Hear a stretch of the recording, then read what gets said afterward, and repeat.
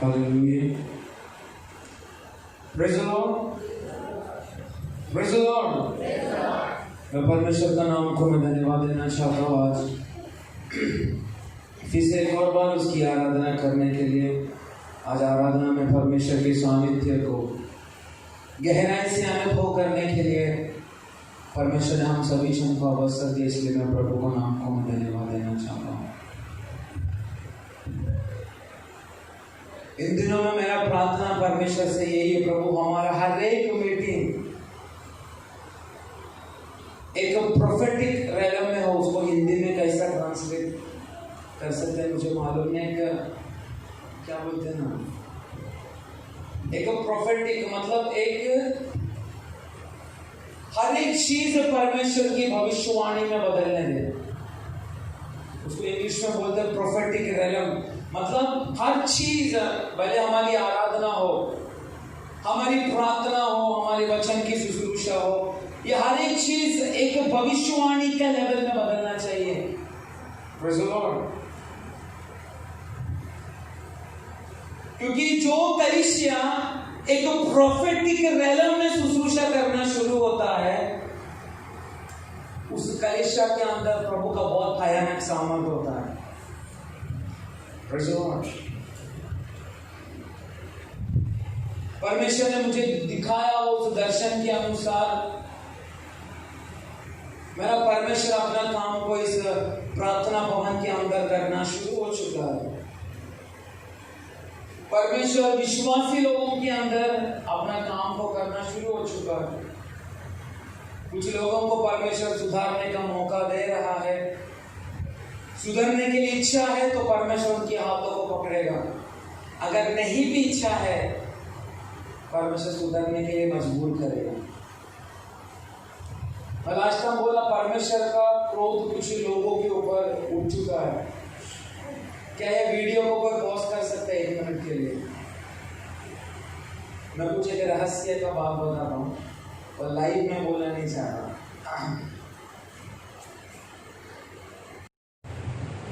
इसलिए हम सभी लोगों को यह अंतिम दिनों का समय में परमेश्वर के राज्य में परमेश्वर की महत्व को समझकर उसकी और गहराई से जाने के लिए हमें हर एक लोगों को इन दिनों में मन लगाना।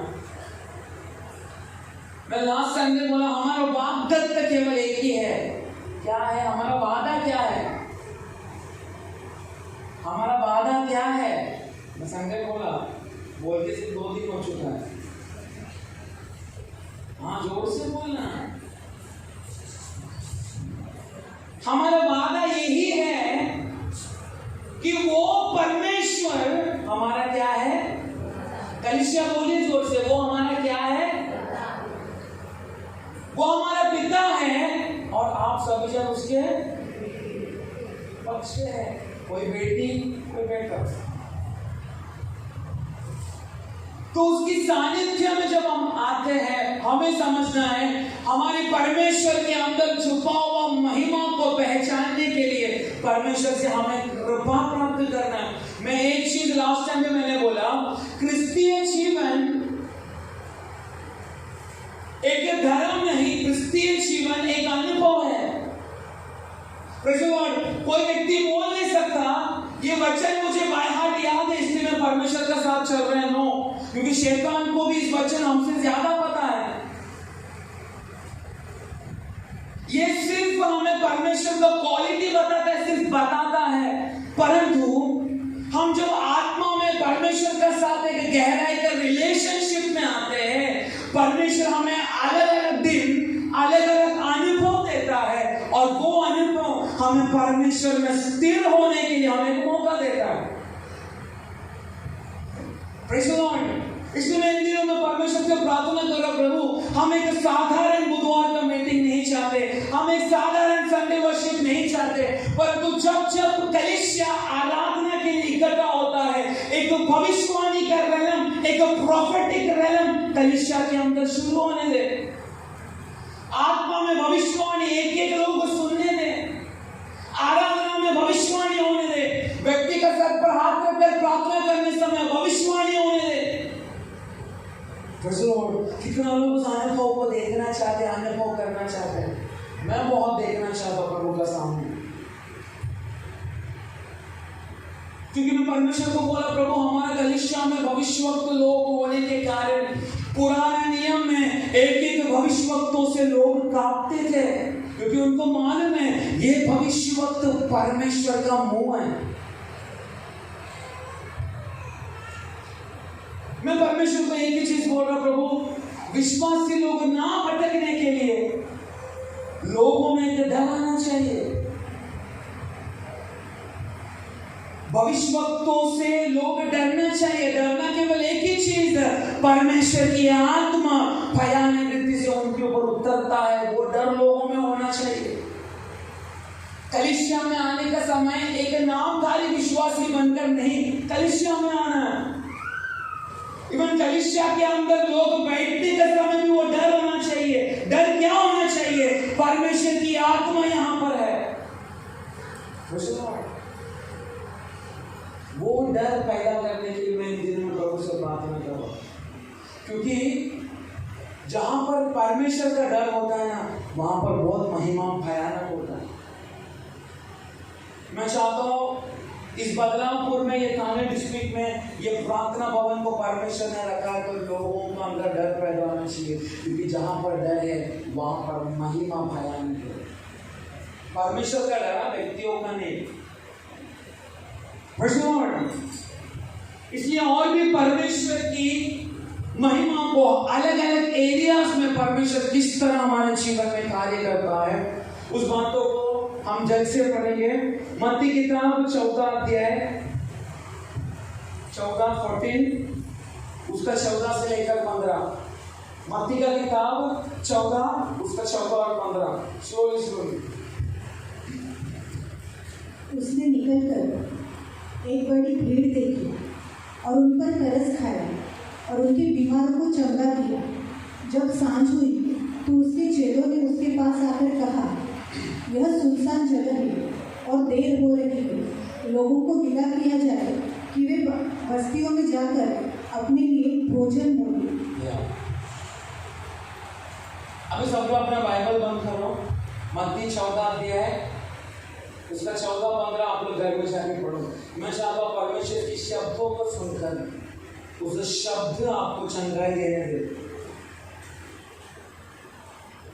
वो शब्द आप लोगों का जीवन में तो परिवर्तन लाने दे। क्योंकि सुनना हमारा परमेश्वर का वचन है, और वो वचन आज हमें कुछ अलग एक चीज अनुभव करने के लिए प्रभाव पसंद देगा। तो यहाँ पर हमने पढ़ा एक बहुत बड़ा एक भीड़ को देखा, हाँ, और उन पर तरस खाया। हाँ, बस एक बहुत बड़ा भीड़ किसके पास आया? हाँ, विश्वासी लोग बोलो, किसके पास आया? बोलिए, यीशु मसीह के पास। बोलो जोर से, यीशु मसीह के पास, जोर से। इसलिए मैं बोला एक प्रोफेटिक रैलम आपका शब्दों के द्वारा पैदा होना शुरू होता है। एक भविष्यवाणी की वातावरण, भविष्यवाणी की वातावरण, आई रिपीट, भविष्यवाणी की वातावरण आप मुंह से बोलने का समय इस वक्त शुरू होने जा रहा है। क्योंकि आप किसका पास आया है? किसके पास भाई लोग? जोर से।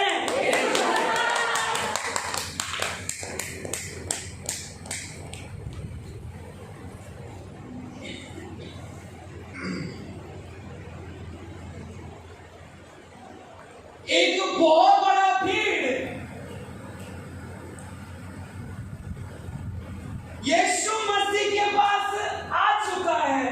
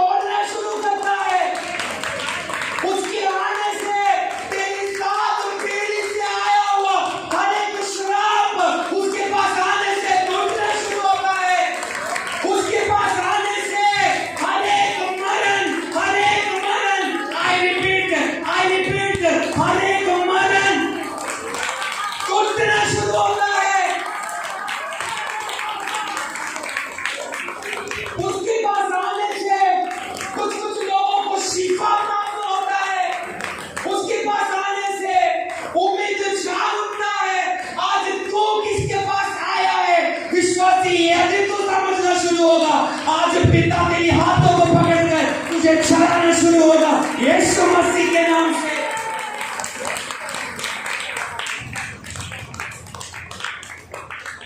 आप लोग एक बात बाइबल में देखना, मैं यीशु मसीह जिस जिस जगह पर खड़ा हुआ है उस जगह पर यीशु मसीह ने कदम में आशीर्वाद दिया है। कभी आप लोगों ने उस बातों को ध्यान दिया क्या? यीशु मसीह जिस जिस जगह पर खड़ा रहकर शुश्रूषा किया, यीशु मसीह ने कदम में आशीर्वाद दिया क्या? पिता का प्रेम, आप बोलिए, अरे आप बोलो तो। हाँ, हमें क्या बोलते लास्ट में सब होने के बाद? पिता का प्रेम। हाँ, आगे जोर से, मैं भूल गया वो शब्द, पिता का प्रेम। अरे जोर से, कलीसिया आवाज से बोलो। मैं इसलिए बोला, एक भविष्यवाणी का एक आत्मा इस जगह पर मंडराना है। अगर आप विश्वास कर रहे शब्दों से उस भविष्यवाणी निकलना शुरू होता है। हाँ, पिता का प्रेम, पुत्र की कृपा, हाँ हमारे साथ, आमीन। जाओ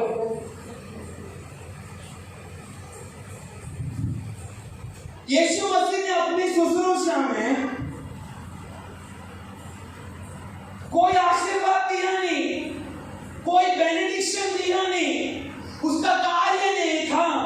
यीशु मसीह के पास आने से लोगों को फिर से घर पे जाने के लिए मन नहीं होता था, और यीशु मसीह के पास आने से उसका शुश्रूषा भी खत्म नहीं होता था।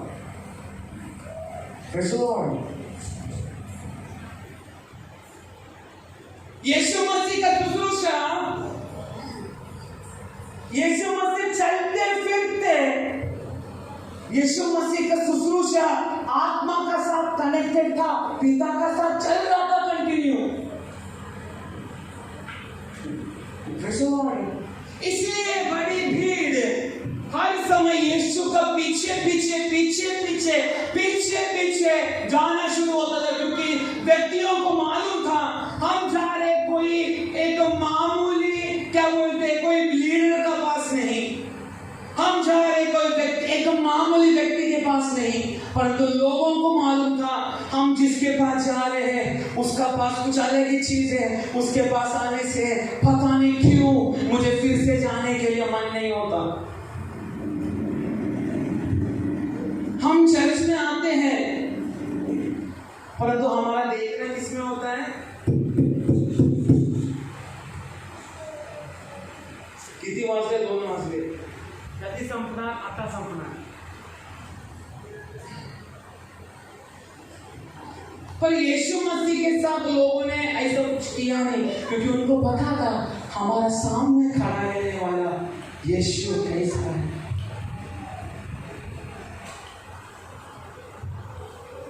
आज विश्वासियों को भी समझना चाहिए, कलीसिया का मध्य में खड़ा हुआ परमेश्वर का दास लोगों को परमेश्वर ने अपनी आत्मा की शक्ति के द्वारा खड़ा किया है कर आज विश्वासी लोगों को समझना है।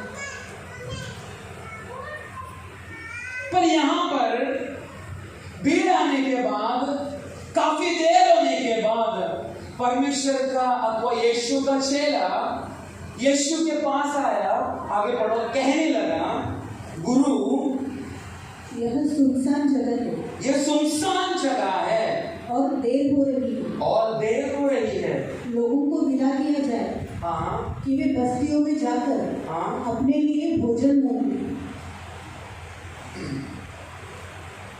3 चीज, ये कौन सा जगह है? सुनसान। इंग्लिश में डेजर्ट लिखा है, मरुभूमि, मतलब जगह, बराबर। दूसरा क्या था? बहुत, मतलब समय, दूसरा समय। तीसरा लोगों को विदा किया जाए। क्यों विदा किया जाए? ताकि वे लोग जाके भोजन खाएं। मतलब उनकी जरूरत क्या था उस समय? मतलब 3 चीज, प्लेस, टाइम, नीड, मतलब जगह, समय और क्या चीज, जरूरत। बोलिए, समय, जगह, जरूरत। जगह, समय, जरूरत।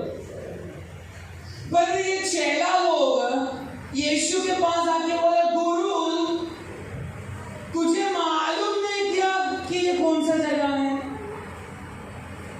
गुरु तुझे मालूम नहीं क्या यीशु कितना समय हो चुका है? गुरु तुझे मालूम नहीं क्या?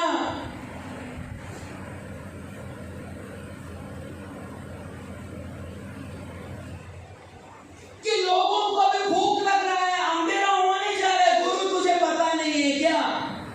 मतलब चेला लोग उस गुरु को सवाल कर रहा है, मालूम नहीं क्या हम कौन सा जगह पे आया? मालूम नहीं क्या अभी कौन सा समय हो चुका? मालूम नहीं क्या लोगों को क्या जरूरत है? परंतु आज मैं बोलना चाहता हूं, तू यहां पर बैठकर पिता को सवाल अगर करता है तेरे मन में, ऐसा क्यों ऐसा क्यों, मेरी जरूरत, ये सब यहां पर बैठकर तू बोलने से पहले समझ, तू कहने से बढ़कर, तू अनुभव करने से पहले यीशु मसीह तेरी हर एक बातों को देख चुका है।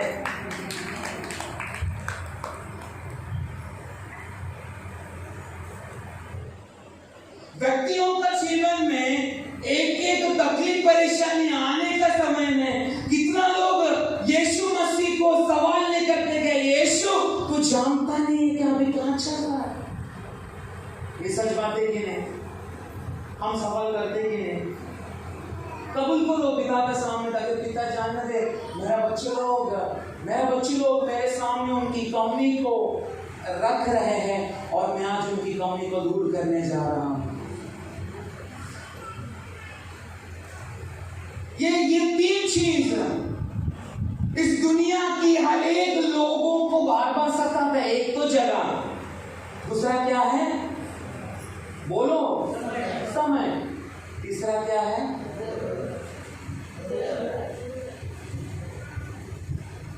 ये 3 चीज हर एक व्यक्तियों का जीवन में बार बार सताता है। पर आज हमें मालूम होना चाहिए मैं क्यों सताया जा रहा है। अरे मेरे सामने जो है या मेरे बीच में जो है वो हर एक सृष्टि करने वाला, हर एक बातों को समझने वाले जो पिता है वो।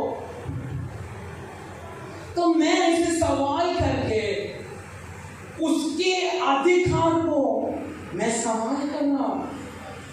एक चीज जान लेना, यीशु मसीह को जब हम सवाल करते क्यों, ऐसा क्यों, कब, कहां, मेरी जरूरत, ये सब चीज के साथ जब विश्वासी जब कुड़कुड़ाई करना शुरू होता है, हम परमेश्वर के अधिकार को सवाल करना शुरू होता है।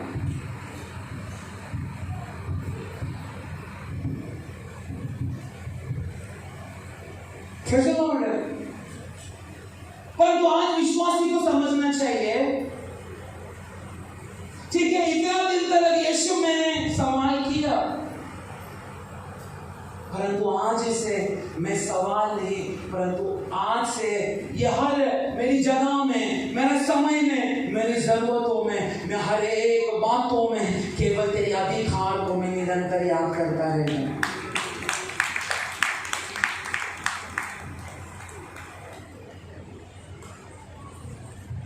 तेरे जीवन में एक मरुभूमि जैसी, सुनसान जैसी अवस्था आने का समय में समझ ले, तेरी मरुभूमि की अवस्था को भी तेरा पिता जानता है, क्योंकि उसने वाग्दत्त दिया है, मैं तेरा पिता होने के कारण, तू मेरी बेटी होने के कारण, तेरा हर जीवन की बातें मैंने मेरे नियंत्रण में रख चुका है।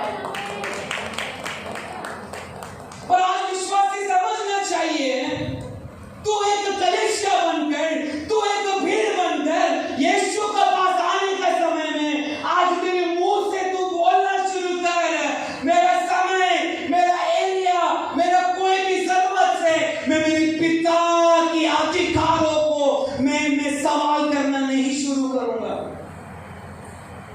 क्योंकि यदि पिता मेरे साथ है, उसकी हर अधिकारों को अनुभव करने के लिए मैं भागीदारी हूं, अथवा ये मेरा हक है। आजकल लोग उस बातों को नहीं समझते, पर इस जगह पर मत्ती 14:15 हम पढ़ने का समय में भीड़ काफी दिन यीशु का पीछे जा रहा है, परंतु ये सवाल भीड़ ने उठाया कि ये सवाल यीशु मसीह का चेहरे ने उठाया? बोलिए, आज वचन के एक शब्दों को समझो। ये भीड़ ने उठाया कि ये चेहरे ने उठाया? इसका अर्थ है कलीसिया में भीड़ जमा होता है हाँ कि नहीं? परंतु उस भीड़ में से परमेश्वर कुछ लोगों को चुनकर अलग किया है कि नहीं? क्यों अलग किया है? चेलों को क्यों अलग किया? एलिशा को क्यों अलग किया? इस्राएल में 7,000 भविष्यवक्ता होने के बाद भी अभिषेक का चादर केवल एक एलिशा के ऊपर गिरा, क्यों? कलीसिया में इतनी बड़ी भीड़ है, हम मानते प्रभु, परंतु उसमें से परमेश्वर केवल कुछ लोगों को क्यों चुनता है एक शुश्रूषा के लिए? बोलिए, आज यही कलीसिया में हो रहा है। भीड़ नहीं हम दासों को सवाल कर रहा है, लेकिन परमेश्वर ने जिसको सेवा के लिए चुना है वही लोग आज गलत रास्ते पर चल रहे हैं। वही लोग परमेश्वर की एक एक महिमा को सवाल कर रहे हैं। वही लोग कलीसिया में कुड़कुड़ाई कर रहे हैं। भीड़ नहीं, परंतु कौन?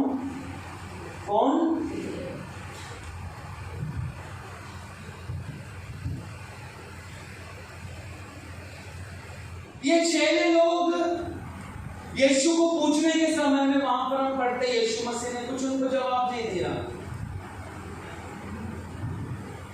क्योंकि यीशु को इन दिनों में किसी को जवाब नहीं देना।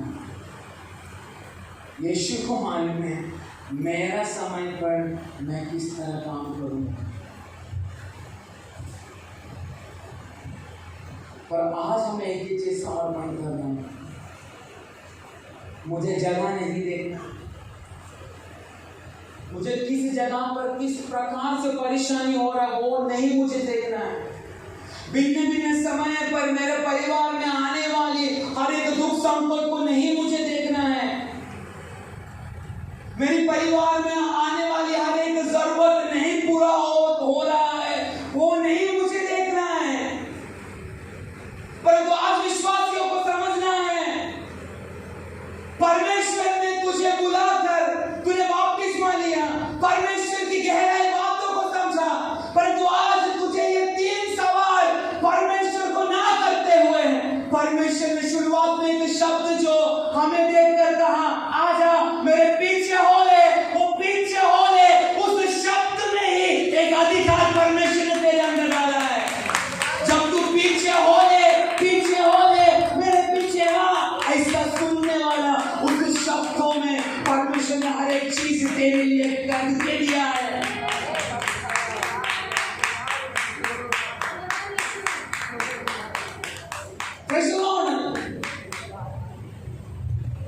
पीछे हो ले। आज परमेश्वर की आत्मा कुछ लोगों को बोल रहा है, ये 3 चीज तुझे सता रहा है। तेरे साथ वो एक एक जगह पर हुआ प्रॉब्लम, तेरे जीवन में हुआ एक एक समय पर प्रॉब्लम, तेरी हर एक जरूरतों में प्रॉब्लम, परंतु आज यीशु बोल रहा है इन 3 सवालों को बाजू में रखकर केवल एक ही शब्दों के ऊपर तू ध्यान दे, आशा मेरा पीछे हो ले, क्योंकि उस हो ले उस शब्द में ही परमेश्वर ने अधिकार तेरे लिए छिपा कर रखा है। समय समय पर तेरे अंदर उस अधिकार को उंडेल कर परमेश्वर की नित्यता के लिए, परमेश्वर की धार्मिकता के लिए परमेश्वर ऐसा कुछ लोगों को इस्तेमाल करने जा रहा है।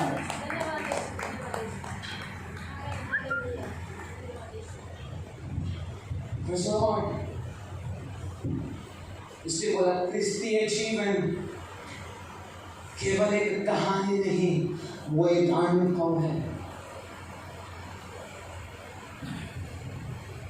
जिसको अनुभव नहीं हुआ वो इतने परमेश्वर को धोखा देते हैं। जिसको अनुभव नहीं हुआ वे लोग विश्वस्त नहीं रहते। परंतु आज मैं बोलना चाहता हूँ पिता का सामने ये 3 चीज को बाजू में रखने के लिए अगर मैं और आप तैयार है तो उसका पीछे हो लेने के लिए उस शब्दों को मानकर अगर मैं और आप आज से चलने के लिए तैयार है तो उस शब्दों में तेरे लिए परमेश्वर ने अधिकार छिपा के रखा है। वो एक मामूली अधिकार नहीं, स्वर्ग में छिपा हुआ अधिकार आज प्रभु तेरे ऊपर उठेना चाहता है।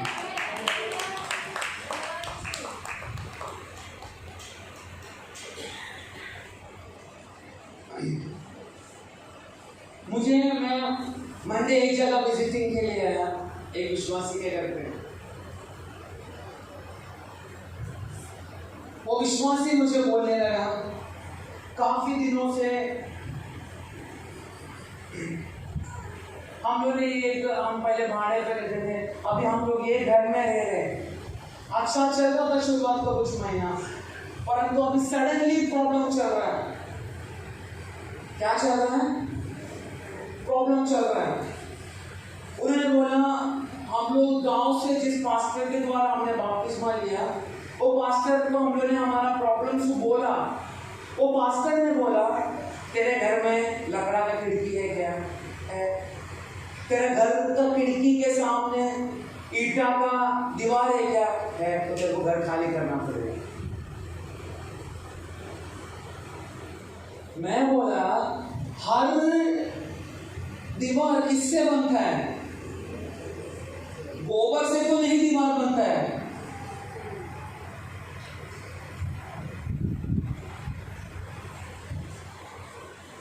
आत्मा में बयान गुड़ी मानता, लेकिन घर पे जाने के आप बोल रहे हैं वो खिड़की की दिशा में है, सामने ईटा है। उसने हमारे घर में बहुत प्रॉब्लम है, पैसा रुकता ही नहीं, कुछ नहीं हो रहा। सडनली आपत्ति, सडनली विपत्ति। मैंने एक ही सवाल किया उसको,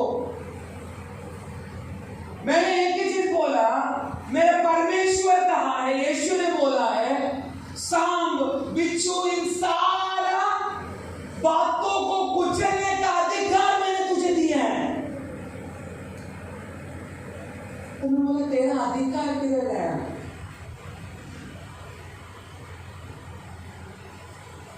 मैंने उनके लिए प्रार्थना किया, परमेश्वर की आत्मा ने मुझे प्रकट किया। उनका पति पत्नी में चलने वाला उस प्रॉब्लम को दिखाना शुरू किया।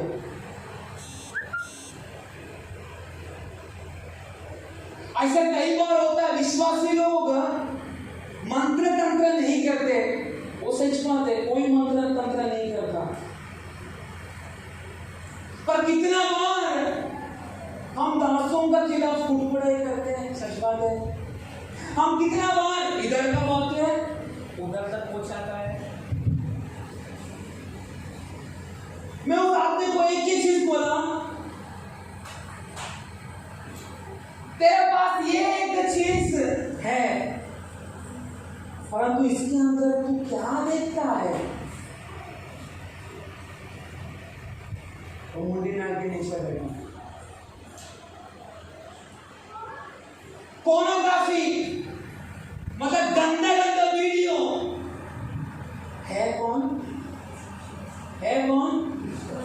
फिर मैं बोला तू लकड़ा को उठा के उसमें लोखंड डाल, उस दीवार को भी तू तोड़, कुछ होने वाला है कि नहीं? आज हम लोग कोई जादू टोना करता नहीं, परंतु हमारा जीव सबसे बड़ा चीज ये, इस पर कब जय प्राप्त करेगा हम?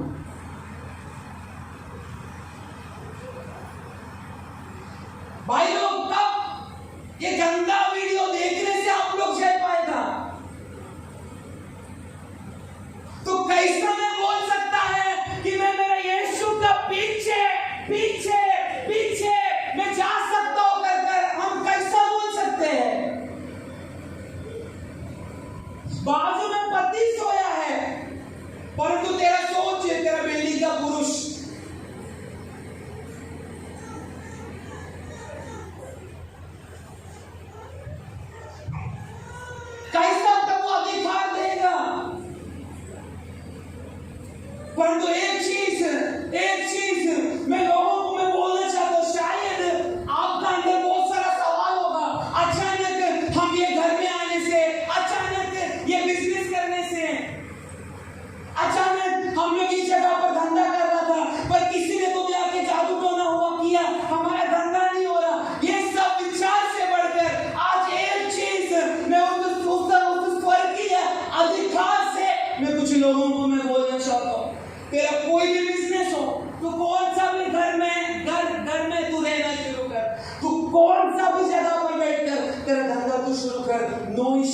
केवल एक चीज है, जब तू आत्मा से भरकर जिस जगह पर तेरा पैर लगना शुरू होगा, उस पैरों को अभिषेक करने के लिए अगर मेरा पिता तैयार होगा, कोई समय, कोई जगह, कोई जरूरत है तुझे रोक नहीं सकता, क्योंकि तू किसका पीछे हुआ है? किसका पीछे? जोर से तेरी पैरों में तो अभिषेक होना चाहिए। हे विश्वासी है, तू जिस जगह पर गलत कदम रखता है वो पैर अभिषेक में बदलना चाहिए।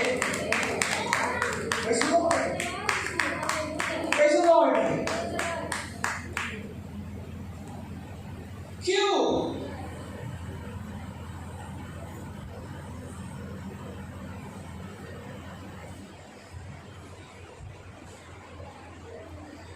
मंडे वो बहन यहाँ पर है, मैं आपसे माफी चाहता हूँ, अगर आपको दुख लगे तो मैं माफी मांगना चाहता हूँ, पर तो दुख के लिए नहीं, ताकि आप भी समझे और यहाँ पर बैठा हो कुछ परमेश्वर का लोग भी समझे। संडे रात को इस कलीसिया का एक बहन के ऊपर, एक बेटी के ऊपर सफेद दूत काम करना शुरू हुआ। सफेद दूत बोलेगा तो क्या पता है, वो असल में है शैतान का दूत, वो है शैतान, वो है दुरात्मा, परंतु वो पवित्र आत्मा का एक्टिंग करना शुरू होता है। अन्य भाषा बोलेगा, गाना गाएगा, यीशु का नाम लेगा।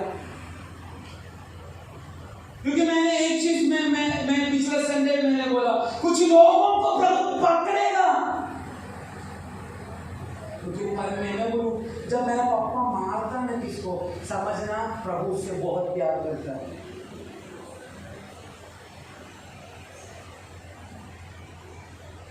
अच्छी बात है।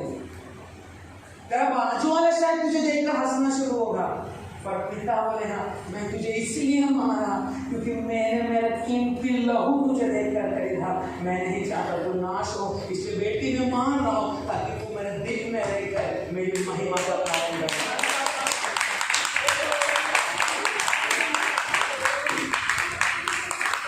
उस बहन के अंदर सफेद दूत काम करना शुरू हुआ।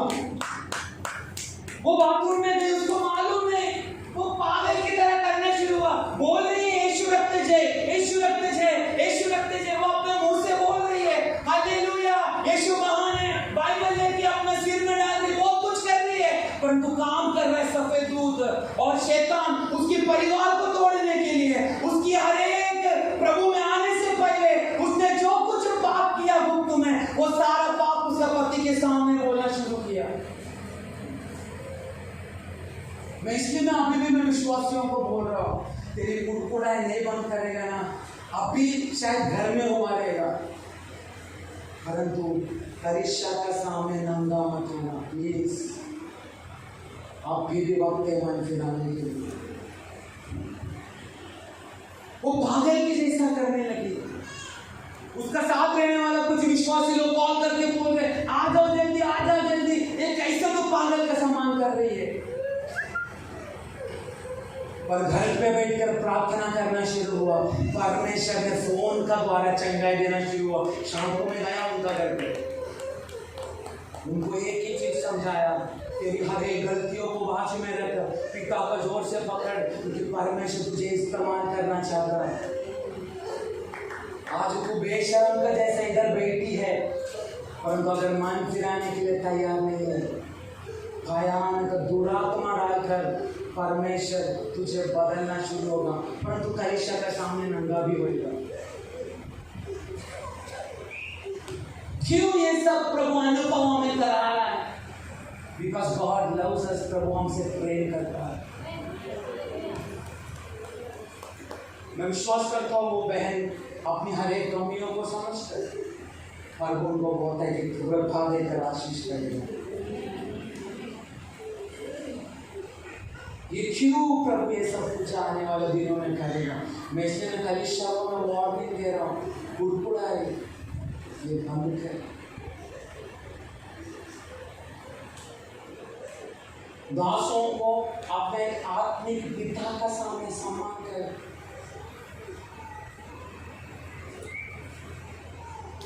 शायद तेरे अंदर सवाल होगा, मैं इतना दिन से रो रही हूँ, प्रभु मेरे से बात नहीं कर रहा, पर कल रोया हुआ व्यक्ति से परमेश्वर बात कर रहा है, करेगा, क्योंकि उसकी आंसू प्रभु का सामने सही है। इसलिए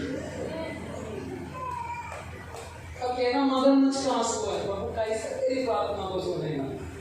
कंगाल होने से पहले मैं आत्मा का द्वारा ऐसा कुछ लोगों को मैं दुआ नहीं दे रहा, वापस लौटा, उसका पीछे हो ले, यीशु का पीछे हो ले, ताकि हर एक तेरी कदमों को वो अपनी सामर्थ से भरे। Praise the Lord।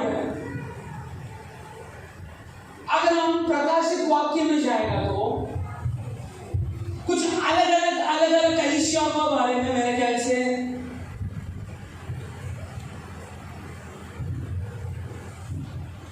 प्रकाशित वाक्य 2:12 पेरगमुम की कलीसिया को परमेश्वर का एक वाणी है। पढ़ो जल्दी।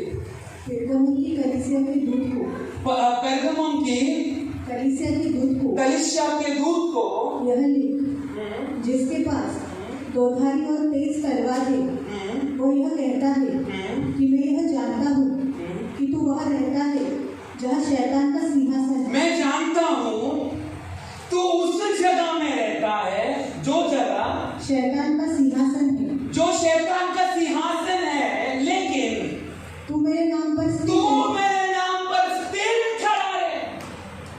मैंने शुरुआत में 3 चीज मैंने आपको पढ़ाया था। एक क्या जगह, कलीसिया बोले जगह, समय और अभी मैं बोल रहा हूं जगह का विषय में। अभी मैं जो आपको पढ़ाऊंगा वो जगह का विषय में। पेरगमुम की कलीसिया को, आपको पेरगमुम की कलीसिया को प्रभु एक दूत बोल रहा है, हे पेरगमुम की कलीसिया, जगह पढ़ो।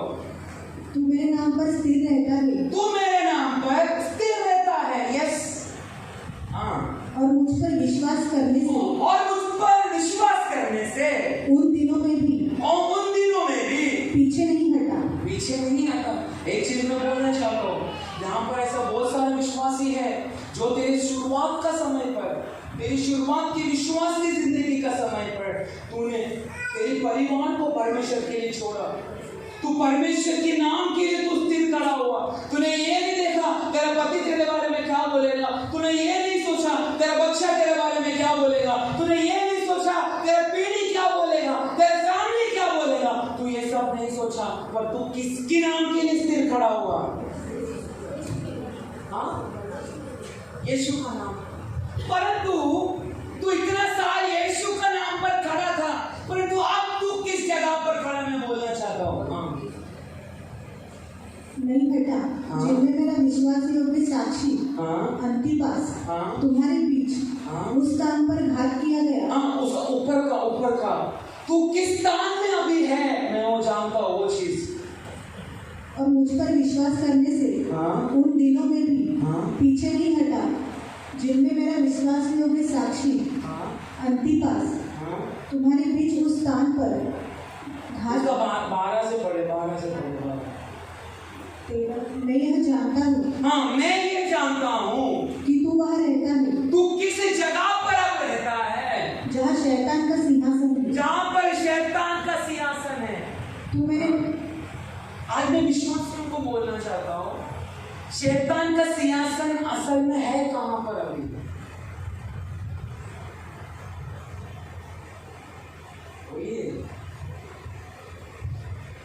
शैतान का सिंहासन है कहाँ पर?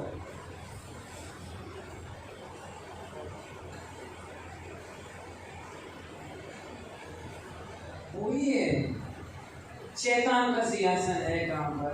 कुर्ला में, दादर में, अच्छा दिल में शैतान का स्थान है, बड़ी बात है, आसान है। शैतान का स्थान अब कहाँ पर है? आप लोग बाहर कहाँ पे रहते? बाहर आप लोग कहाँ पर रहते? किसी ने बोला, कौन बोला? दुनिया में बोलिए जोर से बोलो आंटी, दुनिया में।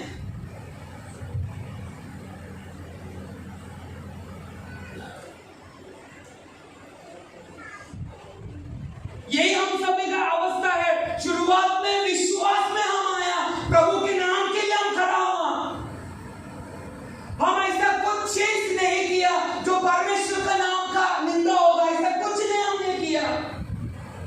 लेकिन परमेश्वर की आत्मा आज कुछ लोगों को बोल रहा है, तेरी शुरुआत नहीं मैं देख रहा अभी, चल तेरा शुरुआत को जाने दे, पर अब तू खड़ा है दुनिया में।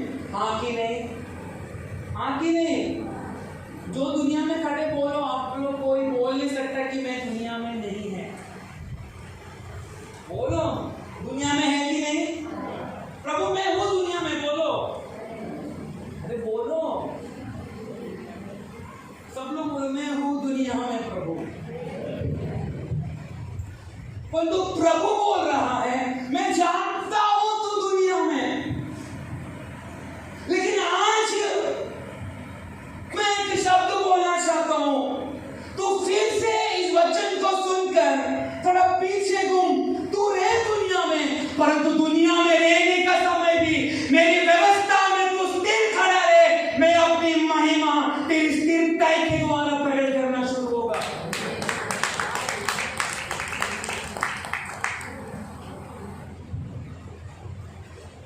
पाप करने वाला दुनिया के बीच में मैं हूं प्रभु, व्यभिचार करने वाला दुनिया के बीच में मैं हूं प्रभु, बार बार तेरे नाम को निंदा करने वाला जगह पर भी मैं हूं प्रभु। परंतु आज इस कलीसिया के बीच में एक नया वाचा मैं मांगता हूं प्रभु, दुनिया में भी रहते हुए, दुनिया में नाम लगाते हुए, दुनिया में रहते ही तेरी व्यवस्था मेरा द्वारा पूरा होने दे यीशु मसीह के नाम से। तब प्रभु बोलेगा तू है शैतान के सिंहासन के पास, परंतु जो जगह कल तक शैतान का सिंहासन था, आज मैं तेरी स्थिरता के द्वारा उस शैतान की सिंहासन की जगह को मैं परमेश्वर के सिंहासन में बदलने जा रहा हूं। Praise the Lord। प्रभु चाहता है कुछ लोग इस भीड़ में से मेरे पास आए, उसकी जगह को अलग, उसकी जिंदगी में होने वाले हर एक समय को अलग करते हुए, उसकी जरूरत को अलग करते हुए प्रभु बोलना चाहता है तू यदि शैतान की सियासत का सामने कल तक खड़ा था तो भी आज तू मेरे नाम के लिए, मेरी व्यवस्था के लिए तू और तेरा पीढ़ी अगर स्थिर खड़ा है तो शैतान ने जो सिंहासन तेरे घर पे बना कर रखा है, शैतान ने जो सिंहासन तेरे परिवार में बना कर रखा है, मैं उस सारी सिंहासन को मैं मेरी सिंहासन में बदलूंगा। ये यहोवा का वाणी है।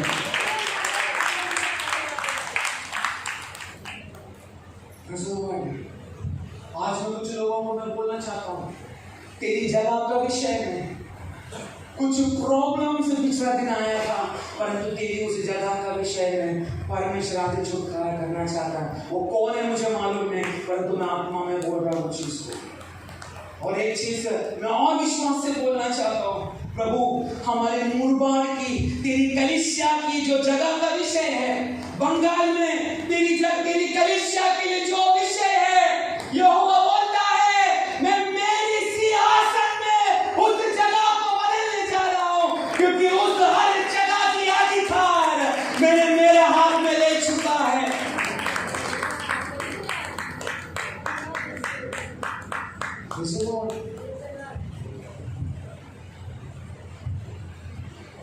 कहने के लिए बहुत कुछ है,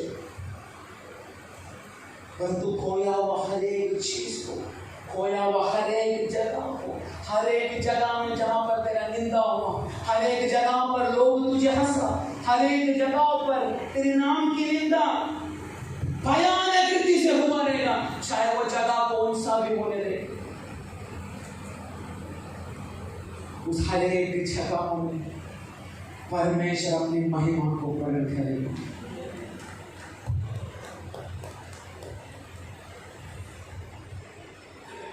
यिर्मयाह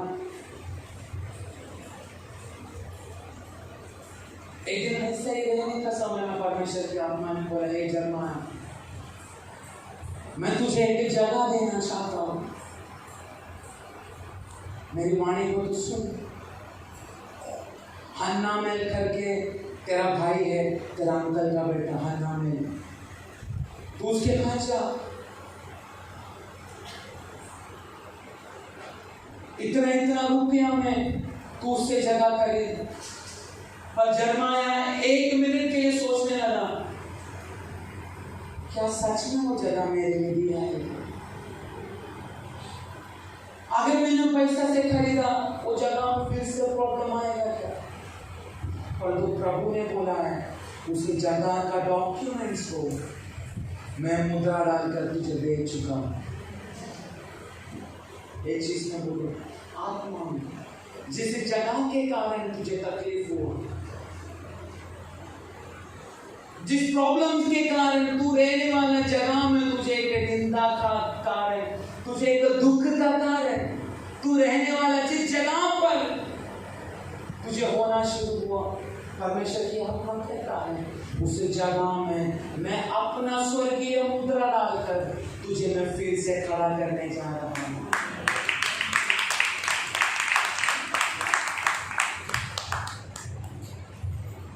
बड़ी भीड़ यीशु के पास आए, सवाल किया चेले लोगों ने, पर यीशु को पता था मेरे पास आया हुआ भीड़ को चाहे वो कितना भी लोगों ने हो, उधर कितना संख्या लिखा है, कितना लोगों को किया है, सबको बाहर दे वचन, कितना लोगों को,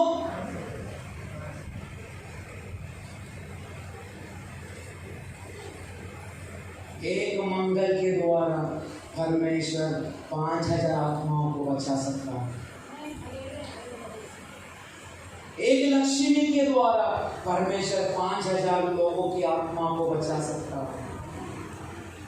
केवल एक व्यक्ति प्रभु चाहता है, एक व्यक्ति, तेरा शरीर, तेरी प्राण, तेरी आत्मा आज पिता को दे, क्योंकि एक बहुत बड़ी रिवाइवल के लिए कुछ व्यक्ति के ऊपर मुद्रा डालकर प्रभु अपने अभिषेक को उंडेलना चाहता है। केवल एक, तेरे परिवार से अगर तू एक है तो तू एक।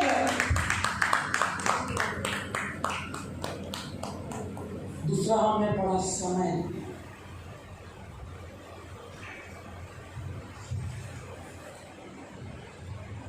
मेरे परमेश्वर को काम करने के लिए अपना एक समय है।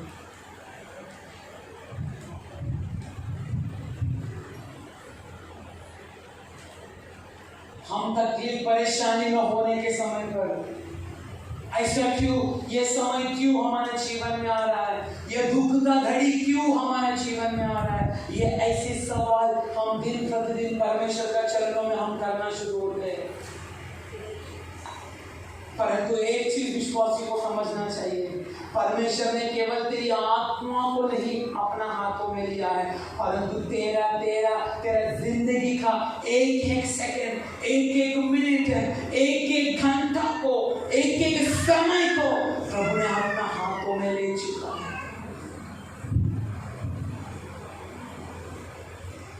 परंतु वहां पर चेला आकर एक शब्द कहने लगा, गुरु तू जानता नहीं है क्या, अब इतना समय हो चुका है, लाइन पढ़ो जरा। यह सुनसान जगह है, हाँ, और देर हो रही है, और देर हो रही है, और देर हाँ हो रही है।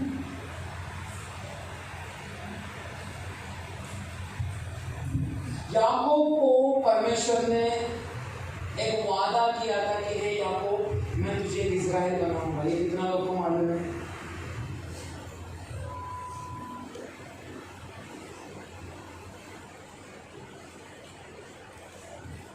पर याकूब का समय अपने जीवन में ऐसे एक घड़ी आया, उसको लगा मेरा प्रिय बेटा जोसेफ वो मर गया।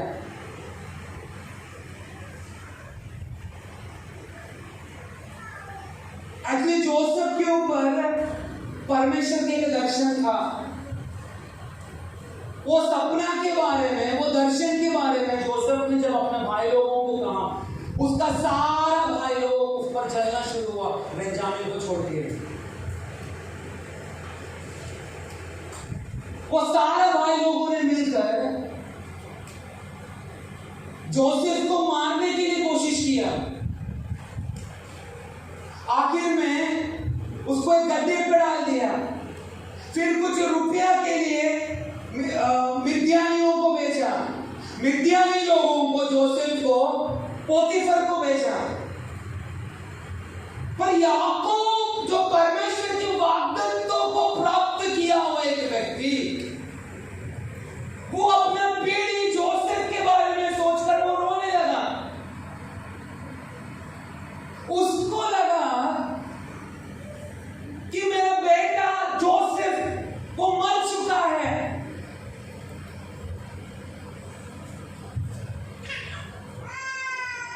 परंतु मैं एक चीज में बोलना चाहता हूं,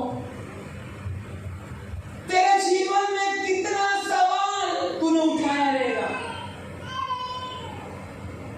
तेरा ऊपर वो साल पहले परमेश्वर की वाणी हुआ रहेगा। तू बोल सकता है, वो नहीं बोल सकता। मैं और आप हमारी वादा को, हमारी वाणी को हम भूल सकते हैं, लेकिन वो पिता नहीं भूलता।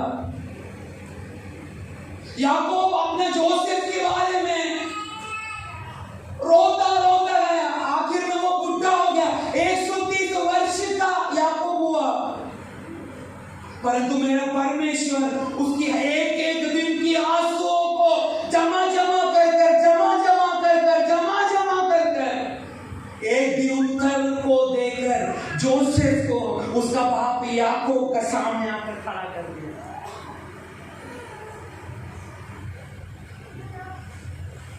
मेरा बोलने का मतलब एक ही है,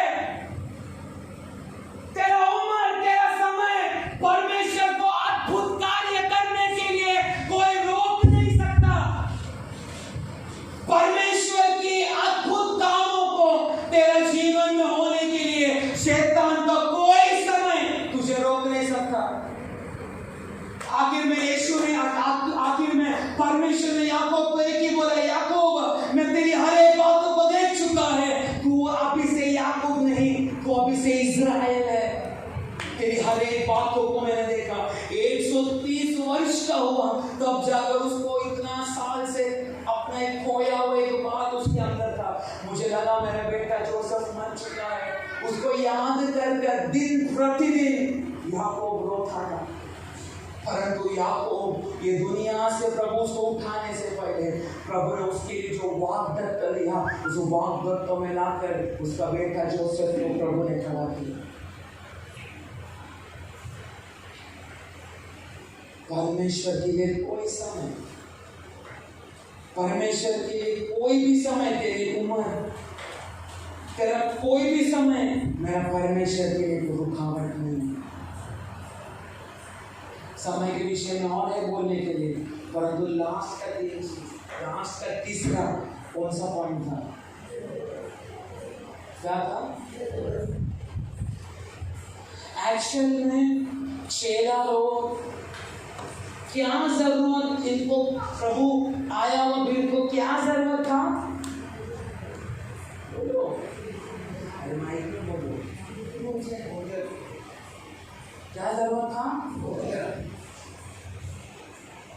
भोजन क्यों चाहिए था उनको? क्योंकि बोलो, क्योंकि हम लोगों को भी भूख लग रहा है। बोलिए, क्यों भोजन चाहिए था?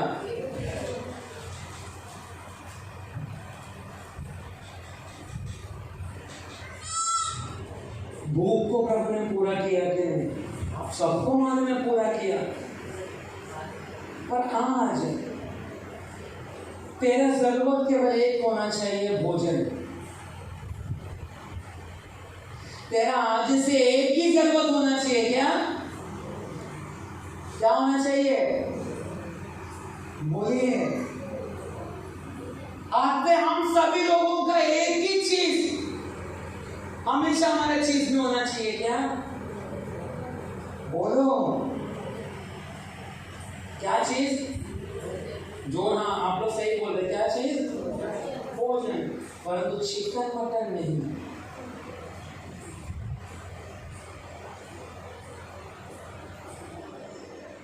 कितना लोगों को समझा?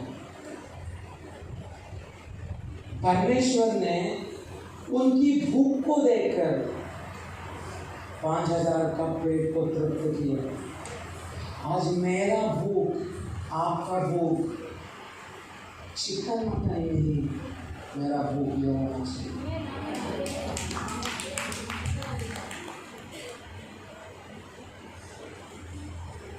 हमारा भूख यीशु बोलेगा तो उसका सानिध्य। मूसा को प्रभु वाग्दत्त देश में जब जाने के लिए बोला, मूसा सबसे पहले उधर रुक गया। उसको एक ही चीज बोला, मुझे ये चाहिए। क्या चाहिए? ये चाहिए, मतलब मुझे तेरा सानिध्य चाहिए। अगर एक भी दिन, आपको मालूम है एक व्यक्ति को भूख क्यों लगता है? बताओ, एक व्यक्ति को भूख क्यों लगता है? भूख क्यों लगता है? क्यों भूख लगता है? क्योंकि उसको सहन अच्छा है, इसलिए भूख लगता है कि नहीं? मैं तो कोई लोग कंप्लेन देते हैं, जेवन जात नहीं, पोटा उतरत नहीं। मतलब उसको कुछ तो फिजिकल प्रॉब्लम है शरीर में। एक तो गैस रहेगा। मेरे को हंसने के लिए आते बहुत सारा लोग, अच्छा मेरे को किधर कैंसर हुआ, प्रार्थना करो, अच्छा लगता है। पास्टर प्रार्थना करो, गैस हो रहा है। ये संडे लिटरली मैं झूठ नहीं बोल रहा। एक व्यक्ति उधर आके बोला, पास्टर गैस हो रहा, प्रार्थना करो। मैं बोला घर में जाके अजवाइन अच्छा से खा, सुबह उठ की तरह गैस चला जाएगा। ये सब प्रार्थना का विषय, गैस, एसिडिटी, तेल वाला काम का एसिडिटी नहीं होगा। परंतु हमारा भूख जब तक नहीं है, इसलिए मैंने शुरुआत में बोला, आप लोग उसको गलत तरीके से मत लेना। हमारा सेहत अच्छा है बोलकर हमको भूख लगता है। तो जिसको अंदर कौन सा किधर शरीर में डिफेक्ट रहता है, उसका एक ही प्रॉब्लम है, भूख नहीं आ रहा, खाने का मन नहीं हो रहा, डॉक्टर बोल रहे कमजोर हो रहा है, ये सब है। पर हमारा सेहत अच्छा है बोलकर हमें क्या लगता है? भूख लगता है। यही असली है। परंतु एक चीज मैं बोलना चाहता हूं, हमें अगर एक आत्मिक भूख नहीं लग रहा है तो शायद हमारा सोच होगा मैं तृप्त हो चुका हूं।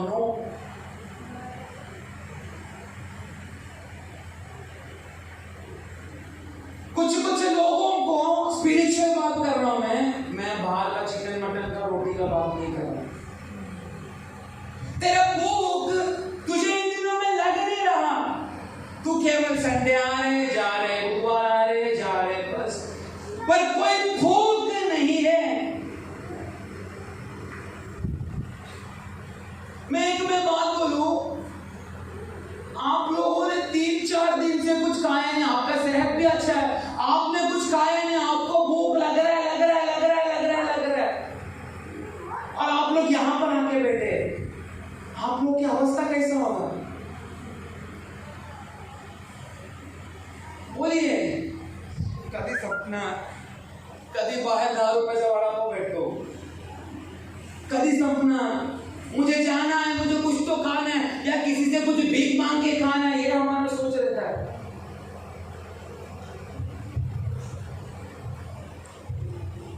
परंतु अगर एक आत्मिक भूख मुझे आपको नहीं है, हम कभी भी यीशु मसीह की परिपूर्णता में हम कभी भी आ नहीं सकते। बहुत सारी कलीसिया का विश्वासी लोगों का भूख खत्म हो चुका है, उनको लग रहा है हम लोग तृप्त हो चुका है। कुछ दिन की आशीषों को अनुभव कर लोगों को लग रहा है हम तृप्त हो चुके हैं। मूसा तृप्त नहीं हो। मूसा बोला जब तक तेरी सानिध्य मेरा साथ नहीं चलेगा मैं आगे नहीं जाएगा, क्योंकि मूसा का भूख परमेश्वर का सानिध्य था।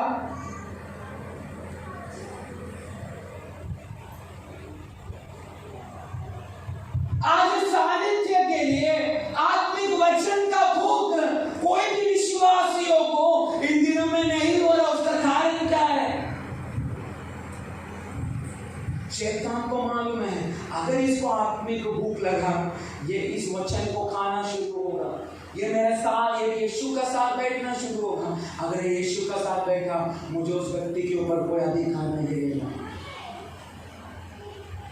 पर एक चीज मैं आपको आज बोलना चाहता हूँ, मेरी जरूरत, मुझे पता है मेरी जरूरत पैसा है, अच्छा काम है, मेरी जरूरत क्या है मुझे सब कुछ पता है।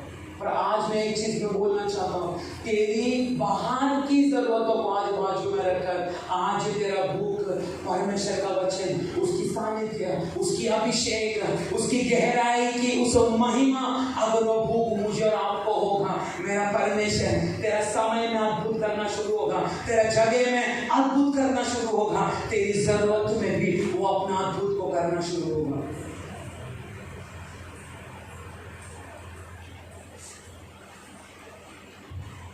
आज विश्वासी लोग उस भूख को नहीं समझ रहे।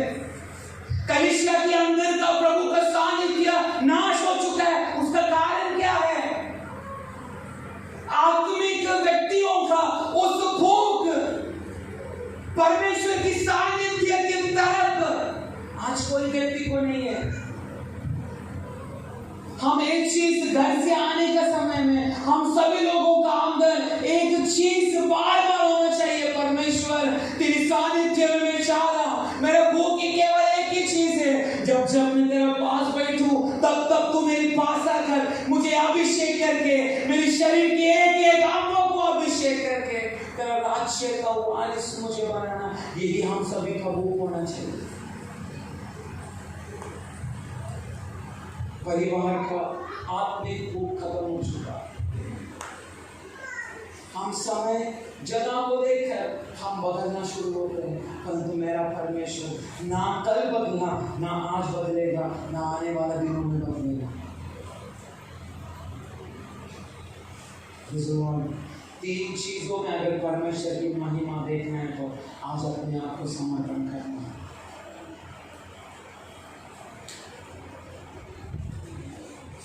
हम रहने वाला जगह, हम इस जिस स्थिति में अभी है, शायद उसमें एक ब्लॉकेज आया हुआ रहेगा। हमारी आत्मिक जगह में एक ब्लॉकेज आया रहेगा। उस ब्लॉकेज को, उस हर एक रुकावट को प्रभु दूर कर सकता है। हमारा समय परमेश्वर का साथ एक समय अथवा उसकी महिमा के लिए एक समय अगर हमारा जीवन में नहीं हो रहा, परमेश्वर उस बातों को भी रोक सकता है। आत्मिक भूख अगर हमारे अंदर नहीं है, परमेश्वर उस भूख को भी हमारा अंदर से दूर कर सकता है, ताकि हमें भूख लगे परमेश्वर की महिमा को, उसकी आत्मा को, उसकी सानिध्य को दिन प्रतिदिन अलग अलग अलग अलग रीति से हम अनुभव करें। यही परमेश्वर हमसे चाहता है। विश्वासी नाश होने से पहले एक चीज प्रार्थना कर, प्रभु मेरा समय, मेरी जगह, मेरी हर एक मेरी जरूरतों में तेरा काम मेरे ऊपर बने। मैं इसलिए मैं बोला, उम्र के लिए एक क्या नहीं है, परमेश्वर का महिमा अद्भुत होने के लिए एक उम्र प्रभु के लिए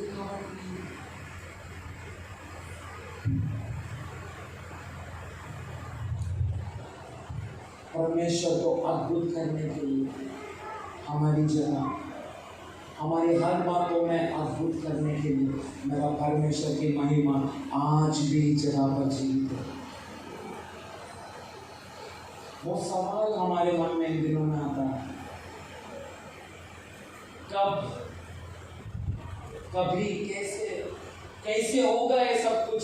लोग नाम रख रहे हैं, लोग सवाल उठा रहा है, तेरा प्रभु कहां पर गया। परंतु हर एक भीड़ का बीच में भी अगर मैं और आप परमेश्वर के पास अगर आने के लिए आज भी तैयार है, तो तेरी हर जगह पर, हर समय पर, हर एक जरूरतों में मेरा परमेश्वर का हाथ तेरे ऊपर हमेशा हो सकता है। क्योंकि तू पीछे हुआ है, किसका पीछे?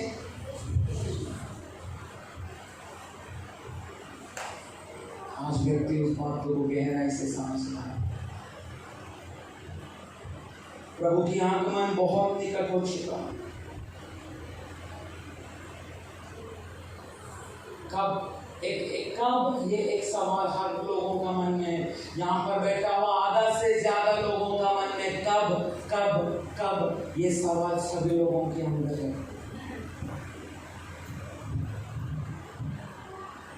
कब प्रभु, कब